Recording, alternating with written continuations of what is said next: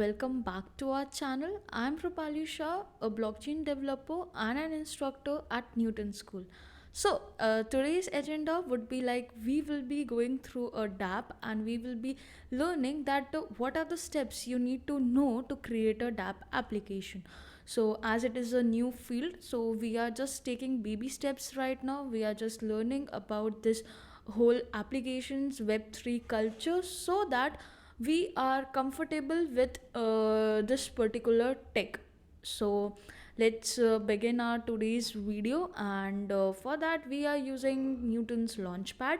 And Newton's is basically a edtech company that helps you to learn development and helps you to become a developer and get a job. And they guarantee a placement from 5 lakhs to up to 40 lakhs. And the best part about this particular platform is that you don't even has to pay the fees in the beginning. Once you complete your course and land a job, then only you need to pay your fees. So yeah, that's like you get a guarantee of placement also, and you don't had to just invest your money in the beginning. So do check out the link in the description and please visit this particular website. So thank you, and let's begin with our today's agenda, and let's see that which type of like things you need to build to create a DApp decentralized application. So the first step is to create a user interface, and that would be known as front end. And I'm talking about user interface because we know that every user which will be using your website can come to your application's contact only with the help of a front end. So yeah, the most important part is to create a front end, and this you can create with any language like Flutter, React, or some other languages like Vue.js or vanilla JavaScript. It's up to you. So after you have a front end, you use basically a wallet to connect your front end with your blockchain.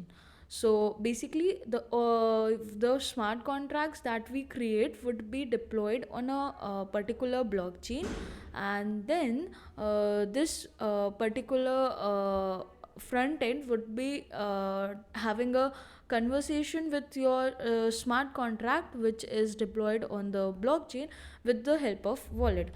So the second thing that we need is a wallet. And wallet, actually you don't need to create a wallet. We already have MetaMask as an extension which we can use as a wallet. So basically we have already discussed about wallets that they hold the native currency and some other type of tokens also, and this native currency would help you to pay the gas fees to have any change in the state of your smart contract. So yeah, we had the front end, we have the wallet, we connected our wallet to our front end, and now we will be creating our smart contracts. So smart contract is basically a program which will be holding your business logics, like all the logical part that you want to your website to do would be placed on the smart contracts. It's like a backend, and we can use backend and smart contracts together also. But it's a bit different, like it's not on a particular server where it is hosted. It's basically deployed on a blockchain. Now that blockchain would be like Ethereum, Solana, any blockchain. So yeah, the third thing which we have is the smart contract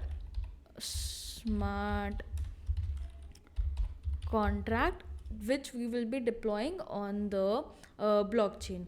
Now this smart contract is basically deployed on the blockchain with the help of tools, or you can use the Remix IDE. So Remix is basically an IDE provided to you by the Ethereum themselves, and you can use that IDE to deploy your smart contract, or you can use Truffle and Brownie and Hard Hat, any three, or I guess there would be more also. So you can use those libraries to deploy your smart contract on a particular chain where you want the smart contract to be deployed. After you deployed a smart contract, you basically get first you need to compile your smart contract. And the smart contract, when it gets compiled, it gives you two things. One would be the ABI, and the second would be the bytecode.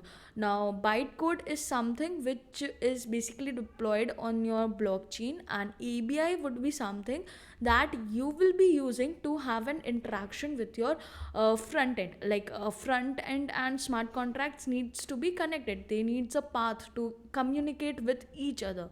And for that we use basically JSON RPC. And this particular ABI is like it would help you to create an instance of your smart contract, like an object of a class on your front end side.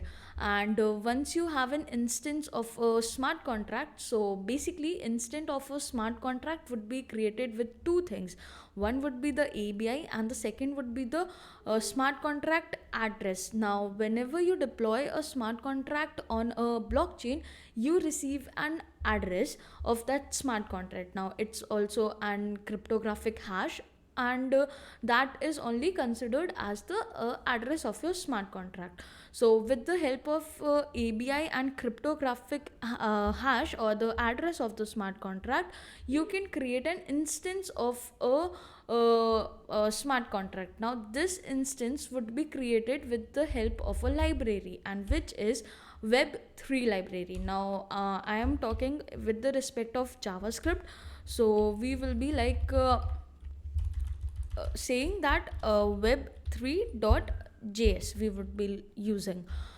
So this library basically helps, like this particular library basically helps you to your front end to like have an communication with the smart contract. Now once everything is set with this library only, you will be talking to your smart contract. You will be like calling the functions which are on the smart contract. You will be like extracting the values from the smart contract. So this particular library, Web3 library, is the most important stuff for the communication between your front end and your smart contract. So now let's move to an example, and we will be looking into a dApp application which is Uniswap. And we will be like having a look on that particular application and try to just learn that how that particular application works, and how you can create a similar application. So yeah, it's an dApp. So let's just search for Uni swap exchange. It's an basically decentralized exchange. And yeah, let's just launch the app for now. So it's the user interface, and I doubt that I have a wallet. Okay, I don't have the extension. So like hmm, we can just install MetaMask on this particular browser. So this is basically the MetaMask. Let's just download it in the Chrome browser. Oh, what happened? I guess it's downloading. Yeah, let's wait a while and let's just see the interface. So basically it's an application that would help you in exchange and of like ethers, like ERC20 tokens. And this particular thing is like right now working on Ethereum chain. This is showing you the chain on which you are, and you first need to connect to your wallet if you want to use this website. So this was the user interface. Once you get connected to your wallet, this user interface would help you to establish a connection with that particular smart contract, which will be having the logic for all these functionalities. So once you get the logic from your blockchain, you can like buy anything, any token, you can like sell any token. So this particular application helps you to swap between the two tokens. So like you can swap one ethers for some amount of DAI tokens, and you can then swap those DAI tokens back to the ethers.